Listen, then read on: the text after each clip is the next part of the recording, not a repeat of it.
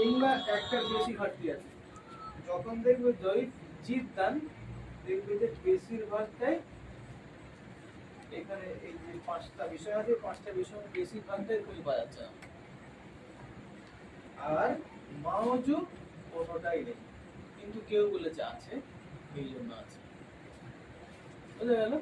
মনে করে একজন মানে জাজ, হাইকোর্টের জাজ, সে এখানে মহাদিস, একজনের বিরুদ্ধে অ্যালিগেশন আছে যে এই লোকটা খুন করেছে, এই লোকটা এই করেছে। তারপর দেখা গেল তার পিছনে যে প্রমাণ পঞ্জি সব নিয়ে গেল, এর মনে হয় এবারে যাবজ্জীবন জেল হবে কিংবা মৃত্যুদণ্ড, ফাঁসি হয়ে যাবে। কিন্তু লোকেরা, পুলিশ বা যাদেরকে যা দিয়েছে, ওর পিছনে যে নথিপত্র সিবিআই কে তদন্ত করতে দিয়েছে, তদন্ত করে যা জমা দিয়েছে, তাতে করে বিচারক হেসে বলছে তাই এ একদম বেকসুর খালাস, মানে কিছুই নেই, এই লোকের কোনো দোষই নেই, ও অন্য লোক দোষ। বেকসুর খালাস হয়ে যাচ্ছে না? বেকসুর খালাস মানে একদম গ্রহণযোগ্য নয়, এই কেসে ও গ্রহণযোগ্য নয়। এটাই হচ্ছে মাওজুদ। হ্যাঁ, বুঝতে পারছো? এবারে দোষ করে না, কিন্তু পায়ের ছাপ ওর পায়ের ছাপের সঙ্গে মিলছে, মানে যাচ্ছে, সরাসরি ভিকটিমের সঙ্গে এর কোনো সমস্যা হয় না, কিন্তু মিলছে, ও আওতার মধ্যে আছে। তো আসামি হিসাবে আওতার মধ্যে আছে, তাহলে মনে করে এটা জয়ীফ জিদ্দান। যদি মনে করো যে ও আচ্ছা, ও নিজে কিছু করে না, কিন্তু ও ও অন্য কাউকে সাহায্য করেছে এটা করার জন্য, তাহলে জয়ীফ, ও এখন এর মধ্যে থাকতে পারে। এখন ফাঁসি হবে কি শাস্তি হবে পরের কথা, কিছু হবে না। তারপর দেখা গেলো সবগুলো ছেড়ে গেল, বাদ দিয়ে দিল। তো হাসান পর্যায়ের কি, হাসান পর্যায়ে মৃত্যুদণ্ড দেওয়া হবে না, মানে এত কঠিন প্রমাণ নেই এর ব্যাপারে, তো তাহলে একে মৃত্যুদণ্ড দেওয়া হবে না, কিন্তু একে 10 বছরের সাজা দেওয়া হলো, এর বিরুদ্ধে কিছু দোষ পাওয়া গেছে। আর সহিটা কি, মানে এ ব্যাপারে এত কঠিন ভাবে প্রত্যেকটা নথিপঞ্জি ধরা পড়েছে যে একে ফাঁসি দিতে হবে, মানে উল্টো দিক থেকে বললাম আর কি। তো এইটা হচ্ছে সহি, হাসান, জয়ীফ। সহি সব সময়, সহির বিপরীতে যদি হাসান থাকে, তাহলে সহিকেই গ্রহণ করতে হবে, এটা মুহাদ্দিসদের নিয়ম। হাসানের বিপরীতে যদি জয়ীফ থাকে, এমনিতেই জয়ীফ রাসূলের বক্তব্য হিসাবে ধরা হয় না, জয়ীফটা এমনিতেই বাদ। কিন্তু তাহলে জয়ীফ হিসেবে গ্রহণ, হাদিস সংকলনে কেন এটা গ্রহণ করা হবে? গ্রহণ করা হওয়ার কারণ হচ্ছে মুহাদ্দিসরা যখন এক জায়গায় করেছে হাদিসগুলোকে, তখন তারা চেয়েছে যে রাসূলের বক্তব্যের নামে যা আছে সবগুলো এক জায়গায় হোক। এক জায়গায় হওয়ার পরে রাবীদের পর্যালোচনা থাকবে। কোন মুহাদ্দিস আবার তার হাদিসের পর্যালোচনা করেই বলেছে যে হাযা হাদিসুন যায়িফুন জিদ্দান, তো বলে দিই, যেমন তিরমিজি, আবু দাউদ, আবার কিছু হাদিসে নাসাই বলা নেই এই হাদিসটা জয়ীফ কিংবা সহি কিংবা হাসান, হাসান লি গয়রি, এটা বলা নেই। এখানে আরেকটা জিনিস বলিনি, সেটা হচ্ছে যে সহি, সহির আবার দুটো ভাগ আছে, একটা হচ্ছে সহি গয়রিহি, লি গয়রিহি।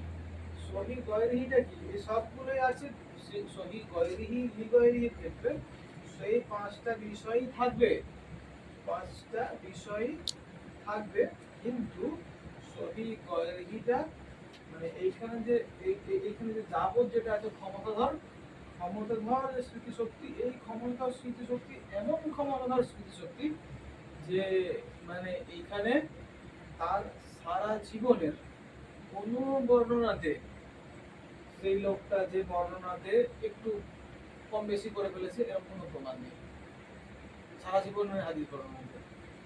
আর সহি লিগয়রিহিতে মানে হয়তো তার কোনো ক্ষেত্রে হাদিসে, মানে হাদিসের ক্ষেত্রে কিংবা অন্য কোনো ক্ষেত্রে তার মেমোরিতে কোনো দুর্বলতা শেষ বয়সের দিকে খুঁজে পাওয়া গেছে, কিন্তু হাদিস যখন বর্ণনা করেছে তখন তার এই দুর্বলতা ছিল না।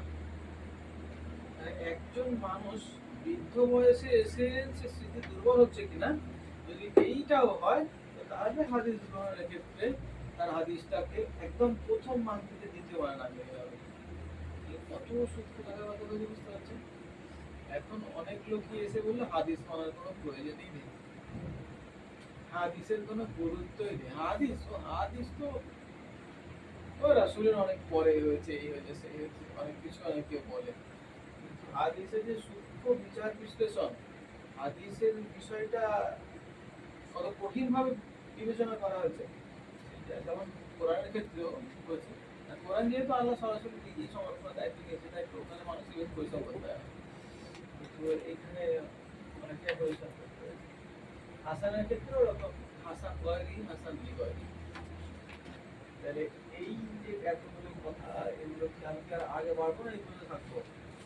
দৈহিক ক্ষেত্রে আমরা মানে এমন কিছু ইম্পর্টেন্ট হাদিস মানে একটা ইম্পর্টেন্ট টপিককে ও এক্সপ্লেন করবো, ঠিক আছে? যেটা হয় হাদিসটা হয়তো যে এইটা বর্ণনাটা হতো সহি ভাষার মধ্যে নেই, তাহলে সেই ক্ষেত্রে এটা কি মানে এই ইম্পর্টেন্ট দেওয়া হবে? মানে এই এর সমমানের কোন হাদিস সহি পর্যায়ে বা হাসান পর্যায়ে নেই, শুধুমাত্র জয়ীফ বর্ণনাতেই কোন একটা বিষয় বর্ণনা করা হয়েছে। ইম্পর্টেন্ট টপিক, টপিকটি ইম্পর্টেন্ট হলেও গ্রহণযোগ্য না। টপিকটা যেহেতু মুহাদ্দিসদের নিকট জয়ীফটা রাসূলের বক্তব্যই নয়। এবারে জয়ীফটাকে তিনটে ভাগ করা হয়েছে কেন? দুর্বল, অনেক দুর্বল, একেবারেই বানোয়াট। তিনটে ভাগ করা হয়েছে। একেবারেই বানোয়াট মানে বানোয়াট, এটা ভিত্তিহীন। অনেক দুর্বল যে জিনিসটা, তার উপরে তো কেউ ভরসা করতে পারে না এটা। আর যেটা দুর্বল আছে, সেই দুর্বলটা রাসূলের বর্ণনা কি না এই ব্যাপারে সন্দেহ আছে। এখন মুহাদ্দিসরা এটাকে কখনো এই জন্যই করে না যে রাসূল সাল্লাল্লাহু আলাইহি ওয়াসাল্লামের সহিহ বর্ণনা রয়েছে যে যেটা আমি বলিনি, অথচ আমার নামে কেউ কিছু বললো, সেটা জায়গা জাহান্নামে পরিণত। এই যে সতর্কবাণী, এই সতর্কবাণীর ক্ষেত্রে মুহাদ্দিসরা কখনো রিস্ক নিতে চায় না। আর কোরআন ও সহিহ হাদিস, হাসান হাদিসের মধ্যেই পুরো শরীয়তের বিশ্লেষণ পাওয়া যাচ্ছে। তো সেক্ষেত্রে দৈবকে ধরে টানাটানি করার কোনো প্রয়োজন নেই। আর কোনো প্রশ্ন?